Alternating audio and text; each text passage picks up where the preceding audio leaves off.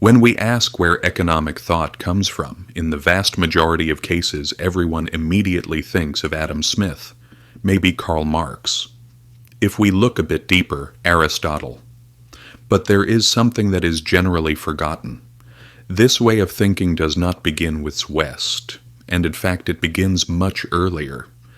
About 1,000 years ago, when capitalism had not yet formed, when central banks' interest rate battles and global markets did not exist, a Muslim philosopher was speaking in a way that sounds strikingly similar to today's financial problems.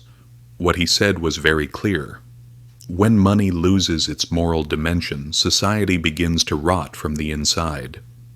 When we look at what we are experiencing today, people stop and think. Perhaps he understood us far better than we imagine. Now let's go back a bit. The year is around 1100. Europe is poor, fragmented, and still unable to shake off the weight of the Middle Ages. But at the same time, the Islamic world exists on a completely different level. A vast geography, stretching from Al-Andalus to the borders of Persia. Active cities, high-volume trade networks. Cities like Baghdad, Damascus, and Cairo are not just political structures. They are places where money, knowledge, and ideas flow. Caravans carry silk, spices, and silver. Markets are full. Money is rapidly gaining value. And society cannot fully grasp where this growing wealth is headed.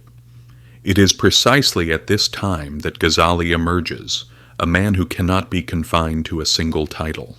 Philosopher, jurist, theologian. But his real distinction lies here. His ability to think about both the inner world of human beings and the economic order at the same time.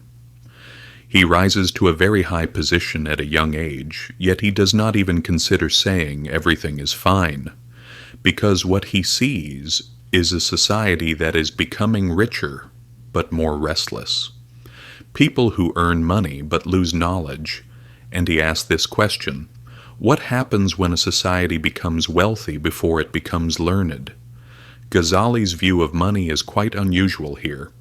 Money is not very valuable to him. But it is not worthless either. It is simply a tool. He even compares money to a mirror. A mirror has little value on its own. Its value comes from what it reflects. Money, he says, is the same. It is not valuable because it is gold or silver, but because it enables people to trade and to trust one another. For this reason, the purpose of money is not to accumulate, but to circulate from hand to hand. From this he arrives at a very clear conclusion. Hoarded money is dead money. Treasure waiting in chests, money that does not reach the economy, wealth that does not contribute to society. These are not beneficial, because money that is kept does not reach workers, does not nourish trade, and slowly constricts life. Gazali likens this to the clotting of a society's blood circulation. It is a very early expression of what we today call income inequality. There is also the issue of speculation.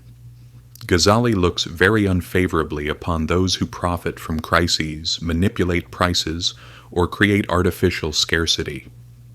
In his view, this is not intelligence, but decay. Because money earned from the anxiety of others eats away at society from within. And the most dangerous part is this: decay is contagious. First it spreads through the market, then to institutions, and eventually becomes behavior that everyone accepts as normal. Does this sound familiar? It is the exact reflection of many of the economic problems we experience today. But here it is necessary to correct a misunderstanding. Gazali is not against trade. He's not against wealth. He's not against profit at all. What he fights against is dishonest profit. Money earned through deception, lies, false weights, or withholding information. Because in his view, markets can stand only on honesty. The moment trust collapses, the economy collapses as well. When it comes to the state, his stance is even more striking.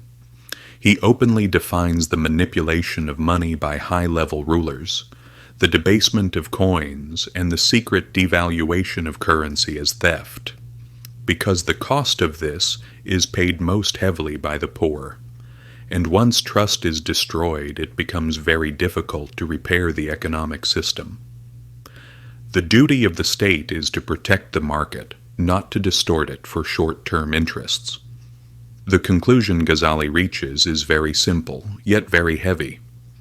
A society can endure poverty, but it cannot endure corruption. Economies do not collapse because money runs out. They collapse because trust runs out. Because money is, at its core, a belief system. When people lose that belief, the system stops functioning. Ghazali understood human nature well. People are afraid, they hoard, they become greedy, they look for opportunities. When they believe they will not be caught, they resort to deception, and at the point where exploitation becomes normalized, collapse has already begun. What he was saying was actually very simple. Money detached from morality will destroy the system sooner or later. This was not a sermon, it was a warning, and even 1,000 years later it still holds true.